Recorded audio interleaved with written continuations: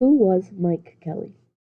Mike Kelly was an American interdisciplinary artist who worked with a variety of mediums, including performance, installation, drawing, painting, video, sound works, and even collaborative pieces with other famous artists and musicians.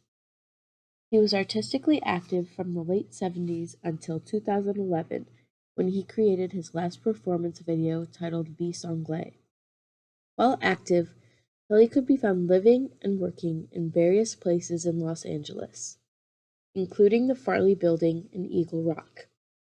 According to a publication from ArtNet, Kelly studied at the California Institute of the Arts, earning his MFA, and he also studied at the University of Michigan, earning his BFA prior. He started his career by doing solo performances and gallery installations, such as one titled The Exploded Fortress of Solitude on Britannia Street in London. Today, a lot of his work is currently on view in locations such as the Metropolitan Museum of Art and the Art Institute of Chicago. What is captivating about his work is that it follows a career-long investigation of memory, trauma, and repression. He took inspiration from his surroundings, and as his personal website, Mike Kelly Foundation for the Arts describes, he sought to understand the cultures around him from the bottom up, scouring yard sales and yearbooks for their cast-offs and leftovers. Kelly's work didn't fit with what was popular at the time, and it's put into a category often known as abject art, which is based on the feelings that viewers get when the boundaries that we use to categorize the world, like inside and outside, or life and death, are transgressed. The qualities of Mike Kelly's work that truly drew me to them are the vibrant and highly tactile compositions that he created. They really grabbed my attention, making me want to study the pieces even further. In most of his work, he seems to emphasize the decorative surfaces, and whether the piece is meant for the wall, for an installation, or even for a performance, Kelly invites his viewers to reflect upon the ways in which art's meaning is always in play, always changing, and how it is always coming to be seen within new contexts and different historical frameworks. I connect to his work in the same way that I find certain qualities captivating.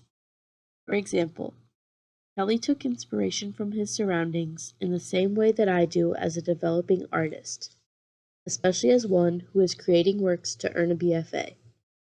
There's nothing more inspirational in life than the world that we live in, and that's why I take as much from it as I can, extending my senses like Kelly did, who would search and search until he found items that he could use in his multimedia works, or even items that he could simply look at and wait for a spark of creativity to arise.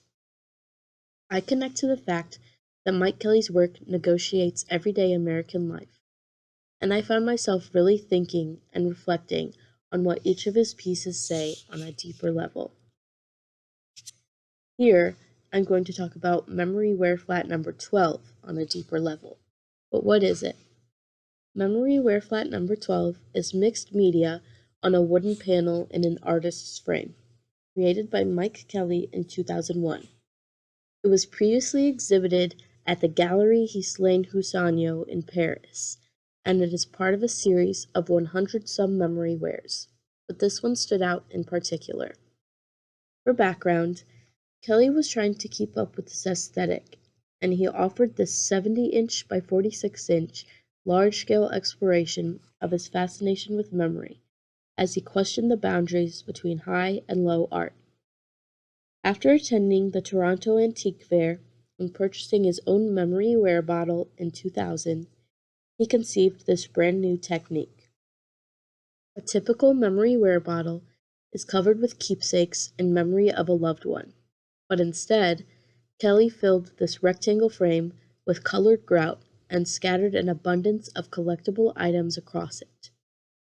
As referred to in an episode of Anatomy of an Artwork by Sotheby's, when looked at from afar, the dense composition can resemble something of pointillism or abstract expressionism. but when looked at closer, the individual objects reveal their nearly tasteless nature. In Memory Wear Flat number 12, the collectibles emphasize cultural cliches, and they nearly interrogate perceptions of value. For example, buttons and pins with playful and rather platitudinal sayings can be seen, and these formal choices create a sense of visual magnetism in the work. That's why Memory Wear Flat number 12. Something about this clustered composition and this dynamic, abstracted surface with tactile little toys and trinkets has such a great connection to the ideas that Kelly was trying to express throughout his entire career. True, viewer interpretations are bound to vary, but his ideas were still very clearly captured and received by the public and the art world. For example, Ralph Rugoff, an American curator, comments on the Memory Wear series, saying that it embodies the thematic engagement with memory-related concerns. The project can be understood as an extended chapter in the artist's long engagement with reusing, repurposing, and recontextualizing materials and ideas. In fact, in Memory Wear Flat number 12, we can see that Kelly devoted himself to exploring these conventions, and as a whole, the work really stands out to me. What is most surprising is the remarkable breadth that Mike Kelly had. He clearly tried his hand at everything as an interdisciplinary artist, and the fact that he did it all, or at least most of it, well, is beyond me. His work was actually about something, and behind all of the motifs and the various materials that he used in his four-dimensional practices was an extension of a deeper understanding of our culture. A deeper understanding of our culture is something we should all develop, something we should all have, and something we should all use to create art on our own, which is another one of the ways that I feel connected to his works. Mike Kelly told a story. He combined the highs and lows of society, and he spoke volumes about memory, trauma, and repression. He is an artist to remember, and though many may not know his name, he is quite possibly one of the most influential of our time. Thank you for listening.